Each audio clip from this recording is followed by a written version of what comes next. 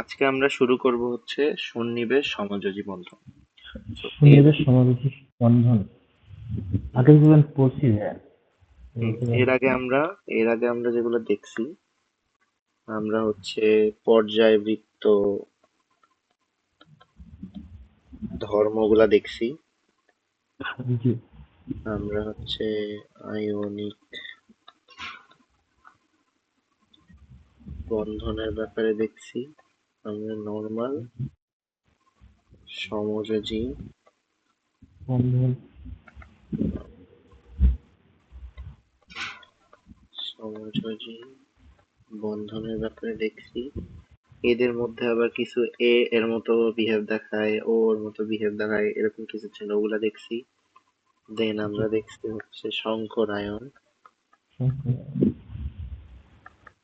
আমরা শঙ্করায়ন দেখছি। তো এখন দেখবো সমযোজী বন্ধনেরই একটা স্পেশাল ক্যাটাগরি আছে, সন্নিবেশ সমযোজী বন্ধন। সন্নিবেশ সমযোজী বন্ধন, ওইটা আজকে আমরা দেখবো। এখন তফাৎটা কি? তফাৎটা হচ্ছে, আমরা সমযোজী বন্ধনের ক্ষেত্রে দেখছি যে সমযোজী বন্ধনে দুইটা পরমাণু যখন যুক্ত হয় তখন দুইজনই একটা একটা করে ইলেকট্রন শেয়ার করে and একটা বন্ধন তৈরি করে। তো এখানে কন্ট্রিবিউশনটা থাকে দুইজনেরই। সাপোজ আমি যদি হচ্ছে সোডিয়ামের সাথে ক্লোরাইডের কথা বলি, সোডিয়ামের শেষ কক্ষপথে থাকে হচ্ছে সাতটা ইলেকট্রন, না সাতটা না, একটা ইলেকট্রন। আর ক্লোরিনের শেষ কক্ষপথে থাকে হচ্ছে সাতটা ইলেকট্রন। তো এখানে যেটা জি হয়, আমার সোডিয়াম দেখতে হচ্ছে, নিউক্লিয়াসটা বড় করে আগে, দুইটা,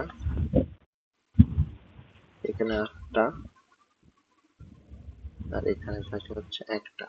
এটা হচ্ছে সোডিয়াম, এখানে আটটা থাকে। জি এক, দুই, তিন, চার, পাঁচ, ছয়, সাত।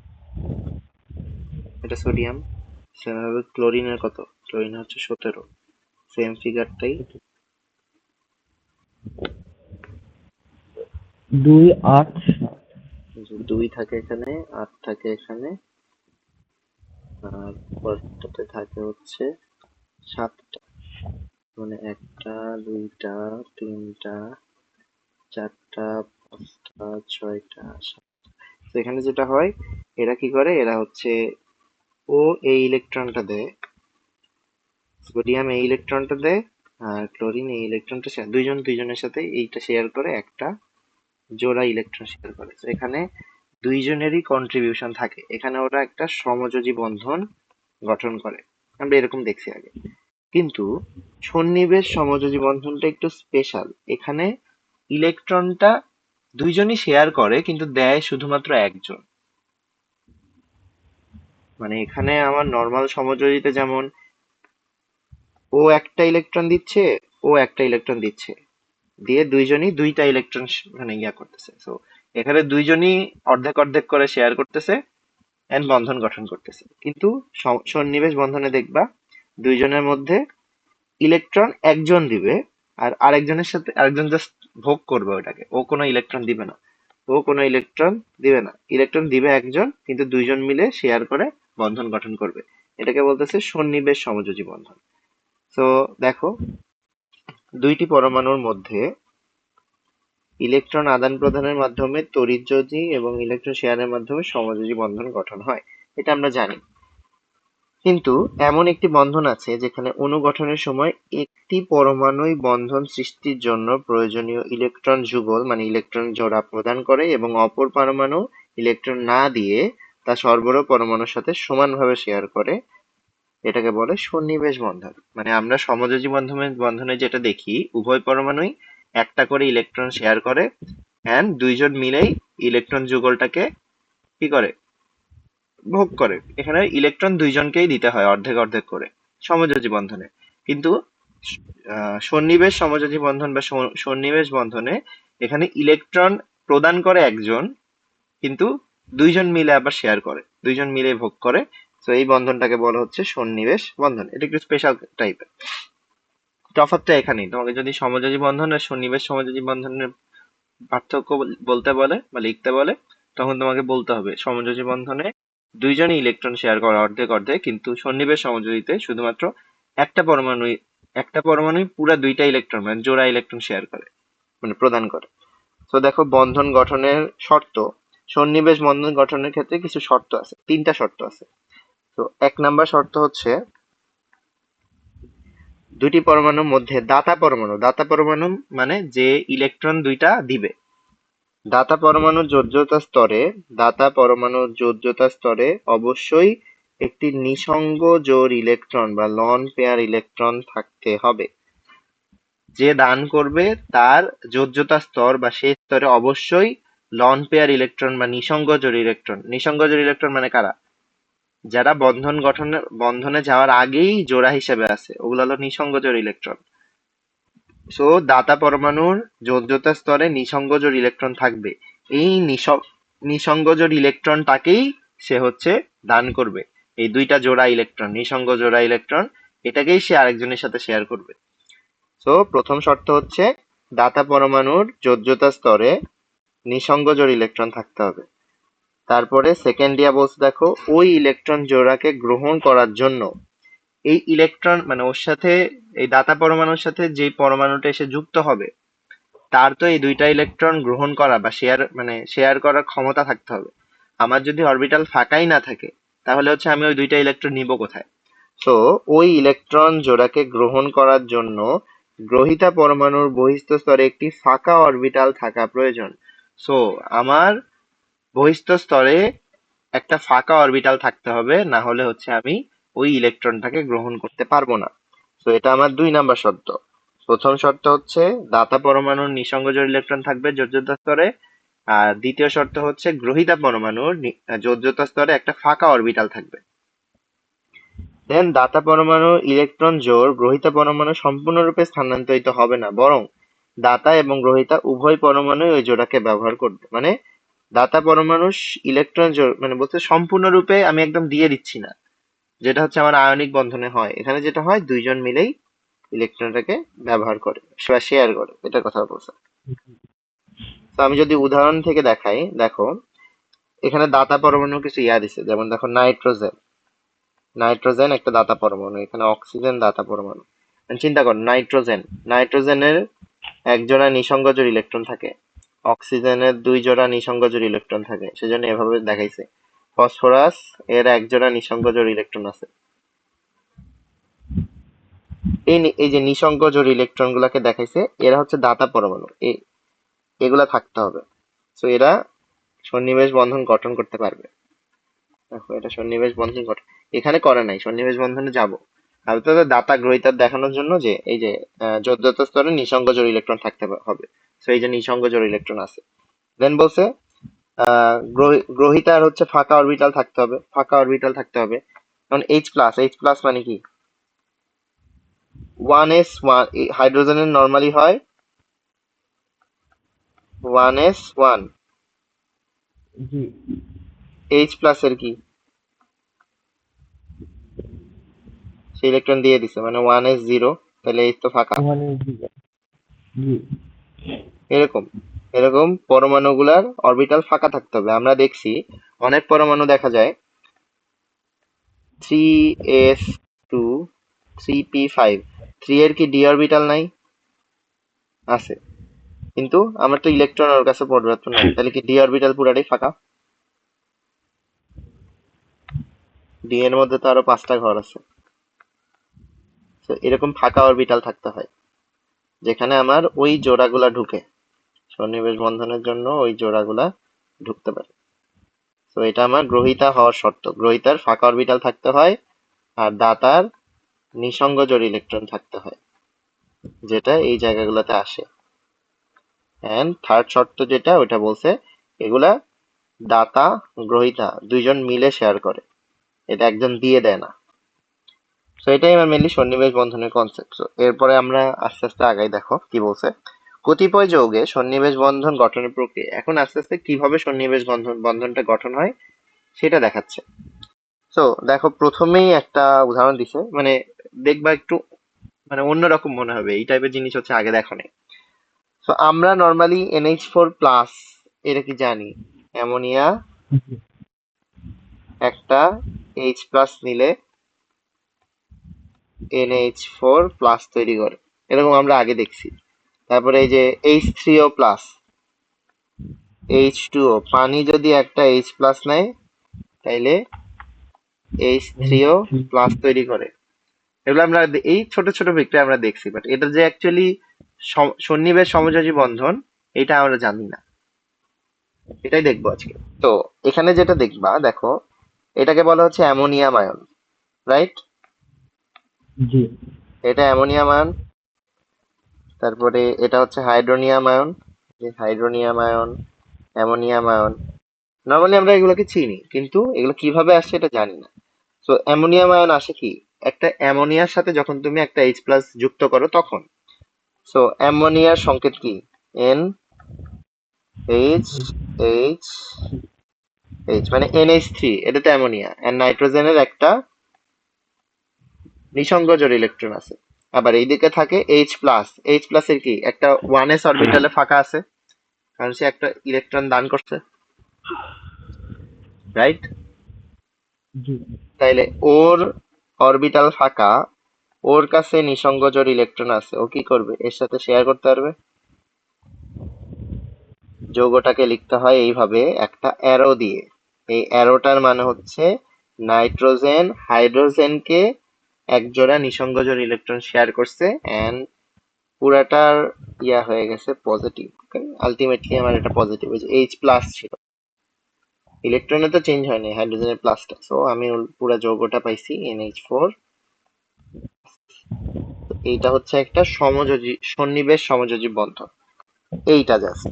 এখন তোমাকে যদি আমি প্রশ্ন করি এই জায়গায় কি কি বন্ধন আছে, কি বলবা? এই যৌগটা NH4, এই যৌগটার মধ্যে কি কি আছে, কি কি বন্ধন আছে, and কয়টা আছে, তো তুমি কি অ্যান্সার দিবা? এটা কি বন্ধন? নাইট্রোজেন আর এই হাইড্রোজেন, এই হাইড্রোজেন আর এই হাইড্রোজেনের মধ্যে কি বন্ধন? এইটা সমযোজী বন্ধন। নাইট্রোজেন হাইড্রোজেন দুটাই হুম, এক, হ্যাঁ হ্যাঁ সমুদ্র নাইট্রোজেনের তিনটা তিনটা ইলেকট্রন লাগে, হাইড্রোজেনেরও তিনটা লাগে, শেয়ার করে। তাই দেখো এটা সমযোজী বন্ধন, এইটা সমযোজী, এইটা সমযোজী, এইটা সমযোজী, আর এইটা সন্নিবেশ সমযোজী। তাহলে এখানে টোটাল তিনটা সমযোজী আর একটা সন্নিবেশ সমযোজী বন্ধন আছে, রাইট? আমি যদি তোমাকে যৌগ দিতাম NH4Cl, এখানে কি কি বন্ধন আছে, তখন তুমি কি বলতা? তখন তুমি বলতা NH4Cl, দেখো NH4Cl মানে কি, NH4 তো আমরা জানি, NH4 এর মধ্যে তিনটা সমযোজী আর একটা সন্নিবেশ সমযোজী আছে। Cl টা NH4 এর সাথে আবার কি বন্ধনে আসছে? NH4+ আর Cl-, এই বন্ধনটা কি, আয়নিক। আয়নিক বন্ধন। তো এখানে দেখো এই যৌগটাতে একটা আয়নিক, তিনটা সন্নিবেশ সমযোজী আর একটা সন্নিবেশ সমযোজী বন্ধন আছে। বুঝতে পারছো কি বলতে চাচ্ছি? জি ভাই তোমাকে একটা যৌগ দিয়ে বলতে পারে এখানে কোনটা কয়টা কি বন্ধন আছে, তখন তোমাকে এভাবে বলতে হবে এখানে এগুলা বন্ধন আছে। এখানেও সেম, দেখো অক্সিজেনের কাছে দুই জোড়া নিঃসঙ্গ জোড় ইলেকট্রন থাকে, ও জাস্ট এক জোড়া হাইড্রোজেনের সাথে শেয়ার করে, and এখানে তোমার অক্সিজেনের কাছে এক জোড়া থেকেই যায়, আর এখানে একটা সন্নিবেশ বন্ধন গঠন হয়, এন্ড চার্জটা বাইরে চলে আসে, হাইড্রোনিয়াম আয়ন। এটা থেকে গেছে কারণ ওর কাছে দুই জোড়া ছিল, ও এক জোড়া শেয়ার করছে, দেখে দেখো এখানে এটা দেখাই দিছে। তো দেখো কি বলছে, রিডিং পড়ি। দেখো নাইট্রোজেনের পরমাণুর এক জোড়া মুক্ত জোড় ইলেকট্রন আছে, হাইড্রোজেন আয়নের 1s0 খালি আছে। সো এন পরমাণু এইচ আয়নকে তার নিঃসঙ্গ জোড় ইলেকট্রন দেয় এবং ওই জোড়া সমভাবে ব্যবহার করে। ফলে এইচ আয়ন হিলিয়াম পরমাণুর মতো সুস্থিত ইলেকট্রন বিন্যাস লাভ করে এবং নাইট্রোজেন বৈশিষ্ট্য পূর্ণ থাকে। তো H+ পরমাণু যেটা ছিল ওর 1s0 হয়েছিল, ও দুইটা ইলেকট্রন পেয়ে তো কি 1s2 হয়ে গেছে। তো ওর পাশের যেই নিষ্ক্রিয় পরমাণু ছিল ওর মতো ইলেকট্রন বিন্যাস পাইছে, তো ও খুশি। আবার নাইট্রোজেনও খুশি, কারণ ও ও তো শেয়ার করতেছে, তো আলটিমেটলি ওর অষ্টক পূরণই থাকতেছে, কারণ ও ওই দুইটাকে ব্যবহার করতেছে। তাই বলছে এখানে দেখো হাইড্রোজেন আয়নের সহিত NH3 একটি সন্নিবেশ বন্ধন গঠন হয়েছে। তো এখানে হচ্ছে দাতার সংজ্ঞা দিছে, গ্রহিতার সংজ্ঞা দিছে। দাতা থেকে গ্রহিতার দিকে একটা তীর চিহ্ন দেখাইতে হয়, এটা বলছে, যেটা আমরা বললাম। দেন দেখো আর কি বলছে, একইভাবে আরো উদাহরণ দিছে। দেখো এটার সাথে বোরনটা অ্যামোনিয়ার সাথে বোরন ট্রাইফ্লোরাইড বিক্রিয়া করে এটা তৈরি করে, এটা বলতেছে। তো আমার বোরন ট্রাইফ্লোরাইডের এখানে হয়তো বা ফাঁকা থাকে, কারণ বোরন মানে কি, hydrogen helium lithium beryllium boron 5, boron area হচ্ছে 5, মানে B5, ইলেকট্রন বিন্যাস 1s2 2s2 2p x1 2py0 2pz0। তো এখানে আমি দেখতেছি এর দুইটা অরবিটাল পুরোপুরি ভাবেই ফাঁকা,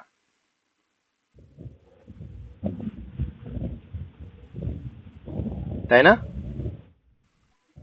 জি ভাইয়া। সো আমার BF3 আছে, BF3 এখন ওখানে ইয়া করবে। তো আমার দেখো এখানে কি বলছে, ব্যাখ্যা করছে যে নিঃসঙ্গ যে ইলেকট্রন আছে এবং বোরনের পরমাণু অষ্টক পূর্ণ হওয়ার জন্য আরো দুইটি ইলেকট্রন প্রয়োজন। বোরন পরমাণুর অষ্টক পূর্ণ হওয়ার জন্য আরো দুইটা ইলেকট্রনের প্রয়োজন হয় সেকেন্ড অরবিটালে, কারণ বোরনের থাকে হচ্ছে 5টা, সেকেন্ড অরবিটালে বা লাস্ট অরবিটালে থাকে হচ্ছে 3টা। তিনজনের থেকে ও 3টা নিছে বা শেয়ার করছে, তাইলে হইলো কয়টা, 3 3 6টা। ওর আরো দুইটা ইলেকট্রন লাগে। তো বলছে অষ্টক পূরণ করতে আরো দুইটা ইলেকট্রন লাগে, তাই অ্যামোনিয়াকে বোরন ট্রাইফ্লোরাইডের সান্নিধ্যে আনলে নাইট্রোজেনের মুক্ত ইলেকট্রন যুগল বোরনের বহিঃস্তর সরবরাহ করে তাদের মধ্যে সন্নিবেশ বন্ধন তৈরি হয়, যেটা এখানে হয়েছে। নাইট্রোজেন কি করছে, নাইট্রোজেন ওর ওই দুইটা ইলেকট্রন বোরনের সাথে শেয়ার করছে। এই জায়গায় ছিল দুইটা, এই জায়গায় শেয়ার হয়েছিল দুইটা, এই জায়গায় শেয়ার হয়েছিল দুইটা, তাহলে টোটাল হলো কয়টা, 8টা, অষ্টক পূরণ হয়ে গেল। তো এই জায়গায় একটা সন্নিবেশ সমযোজী বন্ধন গঠন হইলো। এটাই দেখাইছে, কিভাবে গঠন হচ্ছে এটাই দেখাইছে। বুঝতে পারছো? জি তেমন ভাইয়া। কিছু না, তেমন কিছু না, সমযোজী বন্ধন দেখছি, ওইটার একটু অন্যরকম। ওখানে দুইজনই একটা করে দিয়ে শেয়ার করে, আর এখানে একজনই ইলেকট্রনটা দেয় বাট দুইজন মিলে শেয়ার করে। তো দেখো একই যৌগে বিভিন্ন বন্ধনের উপস্থিতি, এটা অলরেডি আমরা দেখছি। একটা যৌগের মধ্যে অনেক ধরনের বন্ধন থাকতে পারে, যেমন তোমার অ্যামোনিয়াম ক্লোরাইডের মধ্যে আমরা দেখছি যে এটা হচ্ছে সমযোজী, এটা সমযোজী, এটা সমযোজী, এটা সন্নিবেশ সমযোজী। আর অ্যামোনিয়াম ক্লোরাইডের মধ্যে যেটা থাকে ওইটা আয়নিক। দেখো এখানে লিখছে অ্যামোনিয়াম ক্লোরাইডের মধ্যে আয়নিক, অ্যামোনিয়াম H+ এর মধ্যে এত, আর নাইট্রোজেন হাইড্রোজেনের মধ্যে সমযোজী, যেটা আমরা একটু আগে বললাম, ওইটা এক্সপ্লেন করছে। এটা গ নাম্বারে বা খ নাম্বারে আসে মাঝে মধ্যে। দেন তোমার দেখো একটু কঠিনে যাচ্ছে, বলছে দেখো এখানে এখানে পুরো সামারাইজ করছে, তিনটা আয়নিক তিনটা সমযোজী, যেটা ওকে। দেখো একটা যৌগ দিছে, CuNH4 অণুতে কি কি ধরনের বন্ধন রয়েছে। এটার নাম কি, এটার নাম হচ্ছে ওই যে অনেকটা আমরা ওই আয়ন শনাক্তকরণ পড়ছিলাম না, ওখানে আমরা এই টাইপের যৌগ দেখছিলাম, জি। Tetraammine cupric sulphate. এই যে চারটা অ্যামোনিয়া আছে, চারটা অ্যামোনিয়া আছে দেখে টেট্রাঅ্যামিন বা অ্যামিন বলতেছি। চারটা অ্যামোনিয়া আছে, তো এটাকে আগে বলতে হবে, দেন কিউপ্রিক সালফেট। বলছে এখানে কি কি ধরনের বন্ধন আছে, ওই আগেরটার মতো অ্যামোনিয়াম ক্লোরাইডের মতো এখানেও এখন বন্ধন বের করতে হবে। সো বন্ধন যদি আমি বের করতে চাই, আমি যদি অ্যামোনিয়ার এই পার্টটুকু ভুলে যাই, কিউপ্রিক সালফেট এটা কি বন্ধন, সালফেট একটা আয়ন, আইনের বন্ধন। এটা একটা পজিটিভ আয়ন, এটা একটা নেগেটিভ আয়ন, সো এটা একটা আয়নিক বন্ধন। জি। কপার আর সালফেটের মধ্যে যেটা আছে ওইটা, বা এখানে তুমি যদি কপারের সাথে এই পুরাটুকুই নিয়ে নাও একবারে, যে ধরো এইটুকু, আমরা জানি সালফেটের -2, তাহলে এইটুকুর পাওয়ার কত হবে, +2। সেজন্য লিখছে এইটুকুর সাথে এইটুকুর মধ্যে একটা আয়নিক বন্ধন আছে, এটা বুঝাই যাচ্ছে, কারণ অ্যানায়ন আর ক্যাটায়ন। দেন এবার এইটুকুকে ভাঙতে হবে, কপার আর 4টা অ্যামোনিয়া, এটাকে ভাঙতে হবে। এটা কিভাবে হয়েছে? এইভাবে হয়েছে, দেখো। কপারের ফাঁকা অরবিটাল ছিল, আর অ্যামোনিয়ার কাছে আছে কি, মুক্তজোড় ইলেকট্রন। অ্যামোনিয়ার কাছে মুক্তজোড় ইলেকট্রন আসে, সে মুক্তজোড় ইলেকট্রন দিবে। আর কপারের ফাঁকা অরবিটাল আছে, সে মুক্তজোড় ইলেকট্রন নিবে। কয়টা নিবে? 4টা। কপারের 4টা ফাঁকা অরবিটাল ছিল, 4টা অ্যামোনিয়া আয়ন তাদেরকে সন্নিবেশ, 4টা সন্নিবেশ বন্ধনের মাধ্যমে এটা দিছে। এই জায়গায় 4টা সন্নিবেশ সমযোজী বন্ধন তৈরি হয়েছে। আবার আমি যদি অ্যামোনিয়াটাকেও ভাঙি, অ্যামোনিয়ার মধ্যে কি আছে? 3টা সমযোজী বন্ধন আছে। কথা বুঝো প্রথমে। জি। তোমার এই জায়গায় প্রথমে এই আয়ন তিনটা একটা আইন। ক্যাটায়ন, এটা একটা অ্যানায়ন, এদের মধ্যে ছিল আয়নিক বন্ধন। জি। দেন আমি যদি এটাকে ভাঙাই, তাহলে আমি এখানে পাইছি অ্যামোনিয়া 4টা, আর কপারের মধ্যে আছে 4টা সমযোজী বন্ধন, কি বলে, সন্নিবেশ সমযোজী জি। বন্ধন। এবার অ্যামোনিয়াকে যদি ধরি, অ্যামোনিয়ার মধ্যে, অ্যামোনিয়ার নাইট্রোজেন আর হাইড্রোজেনের মধ্যে 3টা সমযোজী বন্ধন থাকে, যেটা এখানে দেখাইছে। জি। তাহলে এখানে টোটাল কয়টা আছে দেখো, একটা আয়নিক, 18টা সমযোজী কিভাবে হইলো? আর 4টা সন্নিবেশ সমযোজী আমরা দেখছি। 18টা সমযোজী কেমনে পাইলো?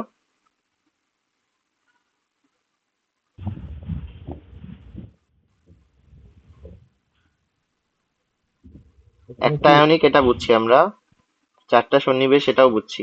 এইটা কই থেকে আসলো? গুনো গুনো। এখানে এই জায়গায় আছে নাইট্রোজেনের সাথে তিনটা। 3টা, তাহলে এখানে 3টা, এখানে 3টা, জি। এখানে 3টা, এখানে 3টা, এখানে হইলে হচ্ছে 12টা। 12টা। 12টা। এই যে এখানেও আছে না, সালফার আর অক্সিজেন, জি। কয়টা বন্ধন আছে? এখানে এখানে আছে 3টা। শিওর? তাছাড়া একটা, হ্যাঁ। হুম।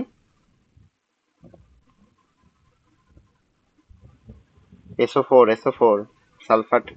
হ্যাঁ, 4টা। চারটা, 4টা, চারটা হ্যাঁ। অক্সিজেন যুক্ত হয়েছে। জি। কয়টা হইলো? 16টা। 16টা। আর দুইটা কই আছে দেখি। উম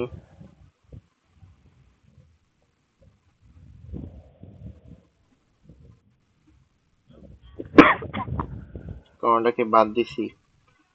আয়নিক বন্ধন আছে, এর মধ্যে আয়নিক আছে, ঠিক আছে, আয়নিক ক্যালকুলেট হচ্ছে। সন্নিবেশ সমযোজী হয়েছে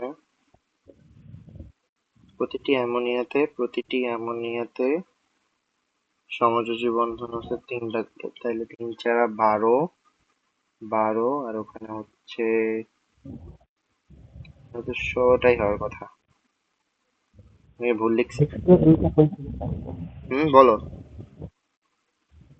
এক্সট্রা 2টা কই থেকে পাইলো? 16টাই তো হওয়ার কথা। এই যে নিচে দেখো, নিচে ভেঙে দেখাইছে, এখানে গুনি। ও, ওকে ওকে ওকে, দেখো এই জায়গায় কোনটা দেখাইছে। আচ্ছা, এই জায়গায় অন্যটার দেখাইছে যদিও। হুম এটা তো আলাদা, হ্যাঁ।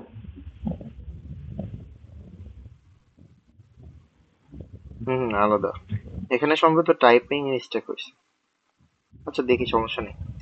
তো দেন দেখো এখানে এরকম আরো দেখাইছে যে আমরা যে ব্লু ভিট্রিয়ল দেখি, গ্রিন ভিট্রিয়ল দেখি, হোয়াইট ভিট্রিয়ল দেখি, রেড ভিট্রিয়ল দেখি, জিপসাম লবণ দেখি, ইপসন লবণ দেখি, এই সংকেতগুলো অনেক সময় মনে রাখা লাগে। এগুলো হচ্ছে এমসিকিউ তে আসে, ক নাম্বারে আসে।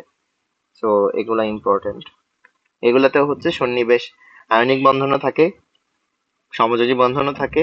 যেমন দেখো ক্যালসিয়াম সালফেট, এদের মধ্যে আয়নিক বন্ধন আছে। আবার সালফেট, SO4, এদের মধ্যে সমযোজী বন্ধন আছে। আবার এই যে 7টা পানি যুক্ত হয়েছে, 7টা পানি যুক্ত হয়েছে কিভাবে? অক্সিজেন আছে, এই অক্সিজেনের কাছে মুক্ত জোড় ইলেকট্রন থাকে, নিঃসঙ্গ জোড় ইলেকট্রন থাকে। তো ওরা কি করে, ওরা হচ্ছে ওই নিঃসঙ্গ জোড় ইলেকট্রন দান করে হয়ে যুক্ত হয়।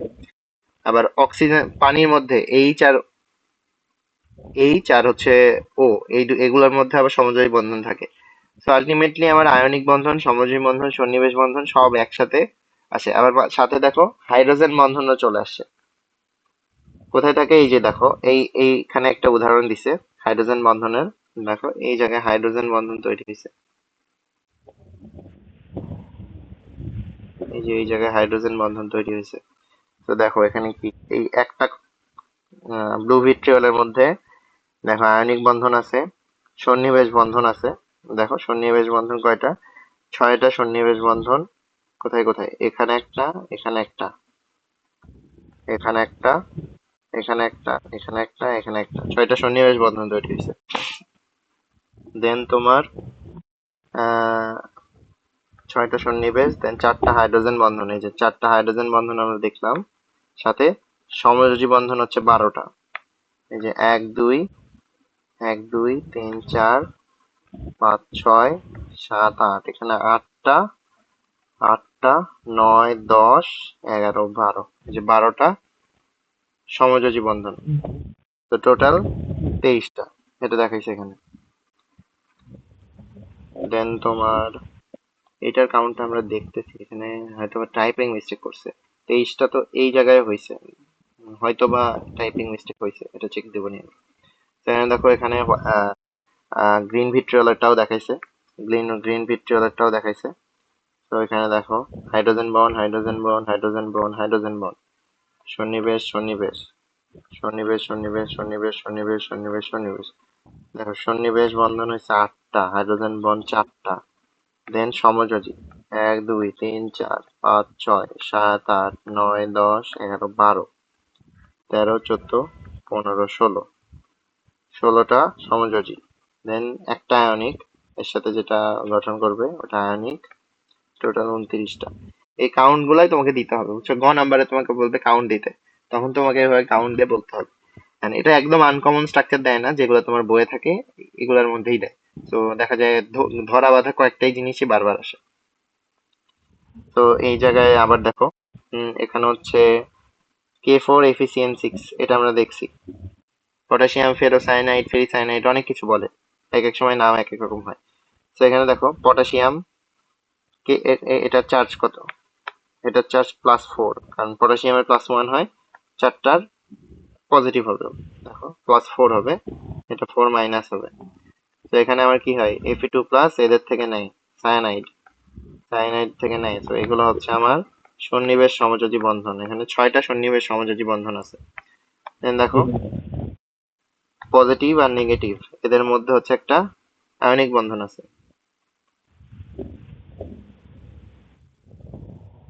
তাই না? আয়নিক বন্ধন আছে। তারপর সায়ানাইড, সি আর এন, এদের মধ্যে সমযোজী বন্ধন, এদের মধ্যে সমযোজী, এদের মধ্যে সমযোজী, এভাবে আগাবে আর কি। সো এই জায়গায় যেটা, দাঁড়াও, দুইটা মনে হয় বুঝতে পারছি কোথায় ছিল।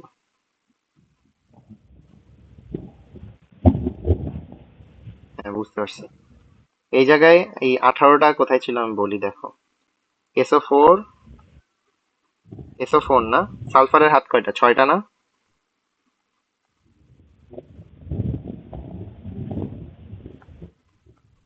জি ভাইয়া,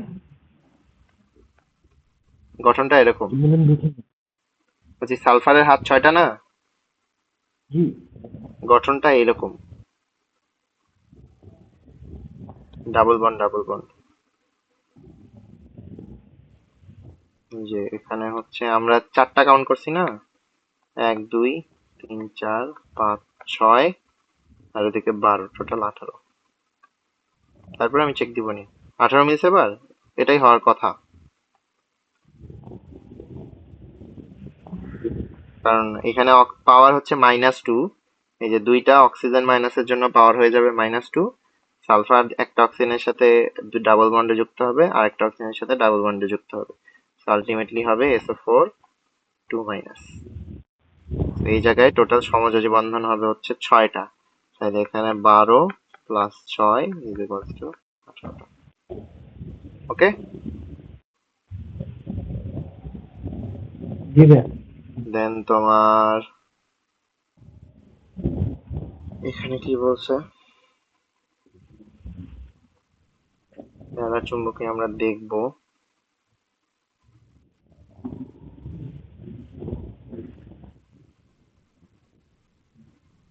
আমাদেরকে এখানে কি আগে দেখাবো কিনা।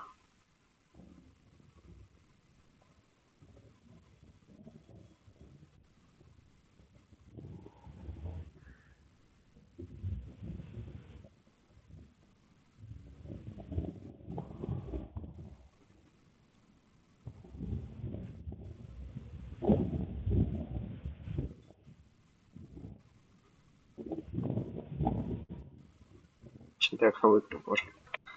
তো দেখো এখানে হচ্ছে আমরা সন্নিবেশ সমযোজী আর সমযোজী বন্ধনের পার্থক্য দেখাচ্ছে, দুইজনের মধ্যে তুলনা করছে যে দুইটা কিভাবে হয়। সন্নিবেশ সমযোজী বন্ধনে দুইটি পরমাণু ধাতুর সঙ্গে যদি একটি পরমাণু সরবরাহ করে অপর পরমাণু কোনো ইলেকট্রন না দিয়েই শেয়ার করে তখন তাকে বলে, সংজ্ঞা দিয়ে করছে। আর টুকটাক কথা লিখছে এখানে, তেমন কিছু লেখার কথা না। এই পার্টটুকু রিডিং মারবা, জাস্ট এই পার্টটুকু রিডিং মারবা। পোলার আয়ন আমরা দেখছি না,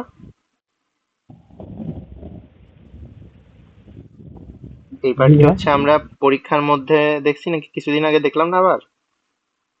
জি ভাইয়া, পোলারিটি দেখেন। না মানে পরীক্ষার মধ্যে তো দেখছিলামই, কিছুদিন আগে আবার জি দেখাইছিলাম জি, না, শিওর? না না, শুধু পরীক্ষার মাঝে দেখা যাচ্ছিল। ও ঠিক আছে, তাইলে হচ্ছে দেখাই দিব। উম, জটিল যৌগটা দেখাইলে ভালো হইতো, দাঁড়াও জটিল যৌগটা কোথায়।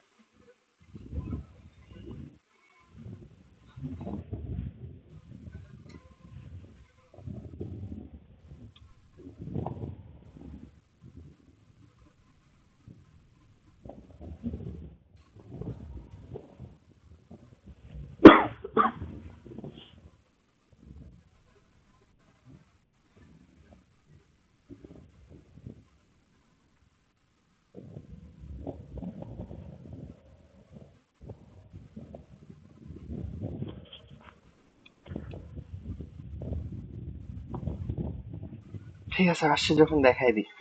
তো পোলারিটি জিনিসটা যেটা, পোলারিটি হচ্ছে দেখো সংজ্ঞাটা যদি তুমি দেখো, বলছে অণুতে পরমাণুর তড়িৎ ঋণাত্মকতার পার্থক্য থাকলে একটা অণুতে অণু মানে কি,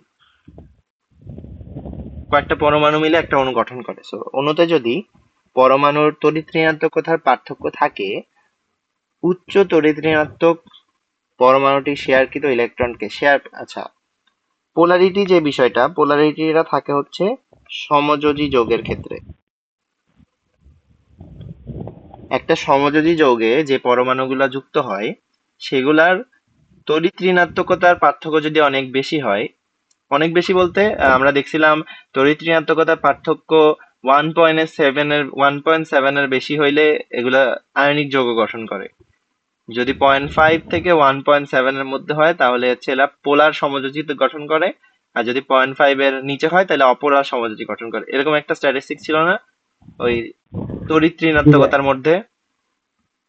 তো জি ওই জিনিসটা অ্যাকচুয়ালি যদি সেকেন্ড কেসটা হয়, পোলার সমযোজী যে কেসটা আছে, যে তড়িৎ ঋণাত্মকতার পার্থক্য যদি 0.5 থেকে 1.7 এর মধ্যে হয় তাহলে যেটা হবে এটাও অনেক বেশি আসলে। সো একটা সমযোজী যৌগের পরমাণুগুলোর তড়িৎ ঋণাত্মকতার পার্থক্য যদি বেশি থাকে তাহলে তড়িৎ ঋণাত্মকতা যার বেশি সে কি করে, সে ইলেকট্রন যুগলকে বা শেয়ারকৃত ইলেকট্রন যুগলকে নিজের দিকে টানা শুরু করে। এখন আমি একটা ইলেকট্রন জোড়াকে নিজের দিকে টানতেছি, মানে কি আমার স্বভাব একটু ইলেকট্রনের মতো হয়ে যাবে, মানে আমি নেগেটিভ হয়ে যাব। সো আমার জি, দিকে একটা ঋণাত্মক, মানে আমার দিকে একটা ঋণাত্মক ভাব সৃষ্টি হচ্ছে, আর অপর উল্টা সাইড যেটা আছে ওইদিকে একটা পজিটিভ ভাব সৃষ্টি হচ্ছে। সো এখানে দুইটা পোল তৈরি হবে। আমার একটা অংশ হচ্ছে আংশিক ঋণাত্মক চার্জ হবে, আর একটা অংশে আংশিক ধনাত্মক চার্জ হবে। সো এখানে একটা ডাইপোল ক্রিয়েট হয়েছে, একদিকে পজিটিভ পোল, একদিকে নেগেটিভ পোল। এই জিনিসটাকে বলতেছে হচ্ছে পোলারিটি, যে একটা সমযোজী যৌগের মধ্যে আয়নিক বৈশিষ্ট্য শো করা। সমযোজী যৌগে তো কি বলে ঋণাত্মক প্রান্ত ধনাত্মক প্রান্ত থাকার কথা না, কিন্তু তড়িৎ ঋণাত্মকতার পার্থক্য থাকার জন্য এইটা হচ্ছে, ওরাও সমযোজী যৌগ হওয়া সত্ত্বেও একটা ঋণাত্মক প্রান্ত আর একটা ধনাত্মক প্রান্ত শো করতেছে। সেই জন্য এটাকে বলতেছে পোলারিটি বা সমযোজী যৌগের আয়নিক বৈশিষ্ট্য। পোলারিটি হচ্ছে সমযোজী যৌগের একটা আয়নিক বৈশিষ্ট্য। সো কারো পোলারিটি যদি বেশি হয়, কোনো যৌগের বা কোনো সমযোজী যৌগের যদি পোলারিটি বেশি হয়, সে কি কম সমযোজী হবে, আর যার জি। পোলারিটি কম হবে সে অধিক সমযোজী হবে। বুঝতে পারছো কথার মানেটা? হ্যাঁ, আরেকবার আরেকবার বলি, বল। পোলারিটি জি, জি। হচ্ছে সমযোজী যৌগের আয়নিক বৈশিষ্ট্য। মানে যৌগটা আসলে সমযোজী, কিন্তু বৈশিষ্ট্যটা কার মতো? আয়নিক যৌগের মতো। এই যে ধনাত্মক প্রান্ত, ঋণাত্মক প্রান্ত, এগুলো তো আয়নিক যৌগের বৈশিষ্ট্য না, এগুলো তো সমযোজী যৌগে থাকার কথা না। তারপরেও সমযোজী যৌগে এগুলো শো করতেছে। সো আমার যদি পোলারিটি বেশি হয়, মানে আমি যদি সমযোজী হওয়া সত্ত্বেও আয়নিক যৌগের মতো বেশি দেখাই, কি বলে এটাকে, বৈশিষ্ট্য দেখাই, তাহলে কি আমার আমার সমযোজী বৈশিষ্ট্য কমে গেল না? আমি সমযোজী যৌগ হওয়া সত্ত্বেও আমার পোলারিটি বেশি, মানে আমার আয়নিক বৈশিষ্ট্য বেশি, তাহলে আমার সমযোজী বৈশিষ্ট্য কমে যাচ্ছে না এখানে?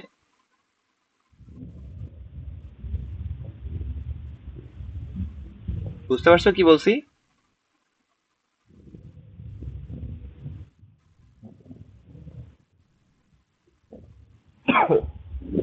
বুঝতে পারছো? একটু এলোমেলো হয়ে যাচ্ছে। আচ্ছা, আবার বলি, দেখো, পোলারিটি হচ্ছে সমযোজী যৌগের বৈশিষ্ট্য। মানে আমার ইলেকট্রন শেয়ারের কথা আসতেছে, দেখো শেয়ারকৃত ইলেকট্রনকে নিজের দিকে টানা, শেয়ারকৃত ইলেকট্রন মানে কি? যৌগটা সমযোজী, তাই না? যৌগটা সমযোজী, কিন্তু আমি যদি উদাহরণ দিই, ধরো পানি, এটা একটা সমযোজী যৌগ, কিন্তু এখানে হাইড্রোজেন আর অক্সিজেনের তড়িৎ ঋণাত্মকতার পার্থক্য একটু বেশি। এই পার্থক্যটা থাকার কারণে যেটা হবে, অক্সিজেন শেয়ারকৃত ইলেকট্রনকে নিজের দিকে টেনে নিবে, নিয়ে একটা ঋণাত্মক প্রান্ত তৈরি করবে, ফলে হাইড্রোজেনের দিকে একটা পজিটিভ প্রান্ত তৈরি হবে। তাইলে এখানে চিন্তা করো, যৌগটা তো হচ্ছে একটা সমযোজী যৌগ, কিন্তু এর পোলার আয়ন বেশি। পোলার আয়নটা কি? পোলার আয়নটা হচ্ছে একটা আয়নিক বৈশিষ্ট্য। কারণ এই যে পজিটিভ প্রান্ত, নেগেটিভ প্রান্ত, এটা এই বৈশিষ্ট্যগুলা কার থাকে? আয়নিক যৌগের থাকে। এখন পানি একটা সমযোজী যৌগ হয়েও একটা আয়নিক যৌগের মতো বৈশিষ্ট্য দেখাচ্ছে, তাইলে এটা কি তার দুর্বলতা না? জি। তাইলে দেখো, আমি যদি বলি একটা যৌগের পোলারিটি বেশি, একটা সমযোজী যৌগের যদি পোলারিটি বেশি হয়, তাহলে কি সে সমযোজী বৈশিষ্ট্য প্রকাশ না করে সে কি আয়নিক যৌগ প্রকাশ করতেছে, আয়নিক বৈশিষ্ট্য প্রকাশ করতেছে? কারণ পোলারিটি বেশি, পোলারিটি মানে হচ্ছে আয়নিক বৈশিষ্ট্য। মানে একটা সমযোজী যৌগের যদি পোলারিটি বেশি হয়, তার আয়নিক বৈশিষ্ট্য বেশি হবে, তাহলে কি তার সমযোজী বৈশিষ্ট্য কমে যাবে। বুঝতে পারছো কি বলছি? জি হ্যাঁ। মানে মেন কথা হচ্ছে পোলারিটি বেশি হইলে সে বেশি আয়নিক যৌগের মতো স্বভাব দেখাচ্ছে, সেই কারণে তার সমযোজী বৈশিষ্ট্যগুলা কমে যাচ্ছে, মানে সে কম সমযোজী হচ্ছে। এই জিনিসটাই আলটিমেটলি তুমি সামনে দেখবা। এটা ছিল পোলারিটির কথা। সো এখানে হচ্ছে দেখো, পোলারিটি ক্রম দিছে, দেখো, সমযোজী বন্ধনে আবদ্ধ পরমাণুর তড়িৎ ঋণাত্মকতার পার্থক্য যত বেশি, পোলারিটি তত বেশি, এবং যৌগগুলো ধীরে ধীরে আয়নিক চরিত্র লাভ করে। যেমন এখানে হ্যালোজেন মৌলগুলোর তড়িৎ পার্থক্য দেখাইছে। সো এদের সাথে যখন হাইড্রোজেন যুক্ত হয়, তখন কিভাবে ইয়াটা হয় ওটা দেখাইছে। তো আমি যদি এটাকে এক্সপ্লেন করি, দেখো, তড়িৎ ঋণাত্মক হ্যালোজেন গুলার তড়িৎ ঋণাত্মকতা সবচেয়ে বেশি হচ্ছে ফ্লোরিনের, তার থেকে একটু কম ক্লোরিনের, তার থেকে একটু কম ব্রোমিনের, তার থেকে একটু কম আয়োডিনের। তাহলে এখানে সবচেয়ে বেশি তড়িৎ ঋণাত্মক কে? ফ্লোরিন। কারণ প্রত্যেকটাকেই যদি তুমি হাইড্রোজেনের সাথে যুক্ত করো, মানে hydrogen fluoride, hydrogen bromide, hydrogen chloride আর হাইড্রোজেন আয়োডাইড, এই যেগুলা যদি আহ, করো, তাইলে এখানে হাইড্রোজেন তো প্রত্যেকজনের সাথেই আছে। হাইড্রোজেনের তড়িৎ ঋণাত্মকতা কত? 2.1। কিন্তু ফ্লোরিনের অনেক বেশি, ফ্লোরিনের 4, ফ্লোরিনের 3.5, ও এরকম ব্রোমিনের আছে, এর আছে। তাহলে এই ডিফারেন্সটা যত বেশি হবে পোলারিটি তত বেশি হবে। তাহলে ডিফারেন্সটা সবচেয়ে বেশি কার? হাইড্রোজেন ফ্লোরাইডের। তারপরে একটু কম হচ্ছে হাইড্রোজেন ক্লোরাইডের, তারপরে একটু কম হচ্ছে হাইড্রোজেন ব্রোমাইডের, তারপরে একটু কম হচ্ছে হাইড্রোজেন আয়োডাইডের। তাইলে পোলারিটি কার সবচেয়ে বেশি হবে? কার? Hydrogen fluoride. তার থেকে একটু কম হবে হাইড্রোজেন ক্লোরাইড, তার থেকে এসিডালে হবে। And এটার অর্থ কি? এটার অর্থ হচ্ছে হাইড্রোজেন ফ্লোরাইডে যেহেতু পোলারিটি সবচেয়ে বেশি, সে সমযোজী হওয়া সত্ত্বেও আয়নিক যৌগের মতো বৈশিষ্ট্য দেখাবে, বেশি দেখাবে। ওর থেকে একটু কম দেখাবে হচ্ছে হাইড্রোজেন ক্লোরাইড, তার থেকে একটু কম দেখাবে হচ্ছে হাইড্রোজেন ব্রোমাইড। এই জিনিসটা আর কি বলা। তো এটা একটা কনসেপ্ট। কিভাবে আসে এটা আমি বললাম। এর ঠিক উল্টা কনসেপ্ট হচ্ছে পোলার আয়ন। পোলারিটি ছিল সমযোজী যৌগের আয়নিক বৈশিষ্ট্য, পোলার আয়ন হচ্ছে আয়নিক যৌগের সমযোজী বৈশিষ্ট্য। উল্টাটা উল্টাটা।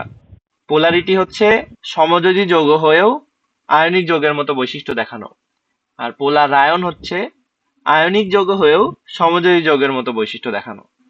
দেখো, যদি কোনো ক্যাটায়ন একটি অ্যানায়নের খুব নিকটে আসে তখন ক্যাটায়নের সামগ্রিক ধনাত্মক চার্জ অ্যানায়নের মেঘকে নিজের দিকে আকর্ষণ করে। একই সাথে ক্যাটায়ন নিজের নিউক্লিয়াসকে বিকর্ষণ করে। আকর্ষণ ও বিকর্ষণের নিট ক্রিয়ার ফলে মেঘ ক্যাটায়নের দিকে সরে আসে। এই ঘটনাকে ক্যাটায়ন কর্তৃক অ্যানায়নের বিকৃতি বা পোলারায়ন বলে। তো এখানে যেটা বলছে, ক্যাটায়ন অ্যানায়ন নিয়ে যেহেতু কথা হচ্ছে, যৌগটা অবশ্যই আয়নিক।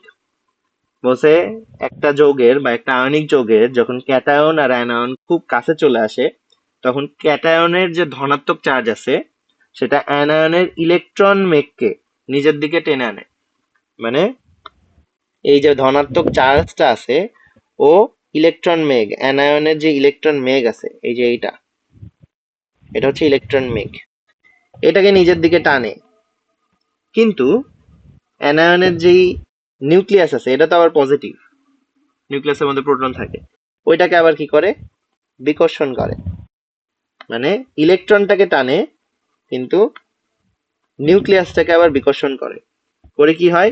নিউক্লিয়াসটা আগের জায়গায় থেকে যায় কিন্তু ইলেকট্রন মেঘটা একটু বিকৃত হয়ে ক্যাটায়নের দিকে চলে আসে। এই জিনিসটাকে বলতেছে হচ্ছে পোলারাইজেশন বা পোলার আয়ন। সংজ্ঞা দিছে নরমালি।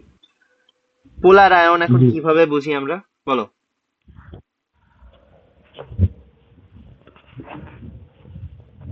বলো বলো। এখানে দেখো সুন্দর করে দেখাইছে, এটা ইলেকট্রন মেঘটাকে নিজের দিকে টানে, আকর্ষণ করে, কিন্তু আবার এই নিউক্লিয়াসটাকে আবার বিকর্ষণ করে, দিয়ে ইলেকট্রন মেঘটা কাছে চলে আসে, বাট ওটা আর আসতে পারে না। তো এই জিনিসটাকে বলতেছে হচ্ছে পোলারায়ন। পোলারায়ন হচ্ছে একটা আয়নিক যৌগের বৈশিষ্ট্য। আগেরটা দেখছি ওটা পোলারিটি, পোলারিটি হচ্ছে একটা সমযোজী যৌগের বৈশিষ্ট্য। এটা কিভাবে বুঝি? পোলারায়ন বোঝার জন্য ফাজান নামে একজন ছিল, উনি হচ্ছে একটা নিয়ম দিছে। ফাজানের নীতি দিয়ে আমরা পোলারায়নটা বুঝতে পারি কার বেশি হবে কার কম হবে, এন্ড এটা অনেক ইম্পর্টেন্ট। সো দেখো, ফাজান যেটা বলছে, অ্যানায়ন আর ক্যাটায়নের চার্জ এর পরিমাণ, চার্জ থেকে ক্যাটায়নের আকার আর অ্যানায়নের আকার থেকে বোঝা যায় পোলারায়ন কম হবে নাকি বেশি হবে। সো মনে রাখবা, অ্যানায়নের আকার যত বড়, ক্যাটায়নের আকার যত ছোট, আর চার্জ যত বেশি, পোলারায়ন তত বেশি। সিম্পল কথা। অ্যানায়নের অ্যানায়নের আকার যত বড়, ক্যাটায়নের আকার যত ছোট, আর চার্জ, এটা হোক পজিটিভ অথবা নেগেটিভ, এটা যত বেশি,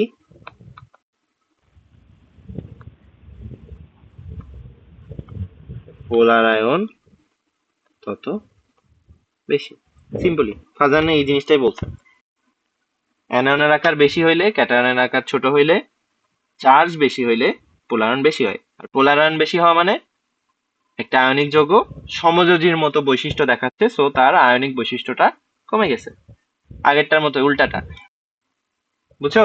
আমি আয়নিক যৌগ হয়ে সমযোজী যৌগের মতো বৈশিষ্ট্য দেখাচ্ছি, তাহলে কি আমার আয়নিক বৈশিষ্ট্য কমে গেছে? তো তোমাকে প্রশ্ন এভাবেই করবে। দেখো, এই জায়গায় 3টা উদাহরণ দিছে। নাইট্রোজেন, কি বলে, সোডিয়াম ক্লোরাইড এটা একটা আয়নিক যৌগ, ক্যালসিয়াম ক্লোরাইড এটা একটা আয়নিক যৌগ, অ্যালুমিনিয়াম ক্লোরাইড এটা একটা আয়নিক যৌগ। তোমাকে 3টা যৌগ দিয়ে বলছে যে কোনটা বেশি আয়নিক, কি বলে, কোনটাতে পোলার আয়ন বেশি হয়।